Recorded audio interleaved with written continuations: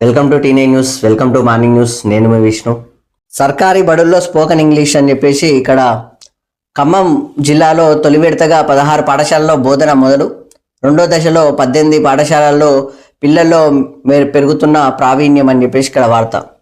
Spoken English మంచిది, సంతోషం. కానీ తెలుగు భాష పైన కూడా కొంచెం పటుత్వం ఎక్కువ వచ్చేటట్టుగా తెలుగు భాషను మర్చిపోతున్నారు ఇప్పుడు చాలామంది. సో తెలుగు భాషను కూడా ముందుకు తీసుకెళ్లేటట్టుగా తెలుగును ఎక్కువ ఇప్పుడు ఏమంటారు, వేరే పరభాషను ఏదైనా అని మనము ప్రేమించాలి, గౌరవించాలి, ఏదైనా మంచిదే. కానీ మన భాషను మాత్రం, మన మాతృభాషను మాత్రం మనం పోగొట్టుకోం కదా. సో తెలుగు భాషను కూడా వీటికి ఇబ్బంది చేకూర్చేటట్టుగా ఉండకూడదు. ఆ లెక్కలో కూడా ఈ స్పోకెన్ ఇంగ్లీష్కి ఎంత ప్రాధాన్యత ఇస్తారో తెలుగు భాష కూడా అంతే ప్రాధాన్యత కూడా ఇవ్వాలి. సో ఎవరు చూసినా పిల్లలు అందరూ చూడండి ఇంగ్లీష్ మీడియం అని చెప్పేసి అంటారు. అట్లా అని చెప్పేసి తెలుగు భాషను కూడా కోల్పోవద్దు, మనం మాతృభాషను. తెలుగు భాష చాలా గొప్పది.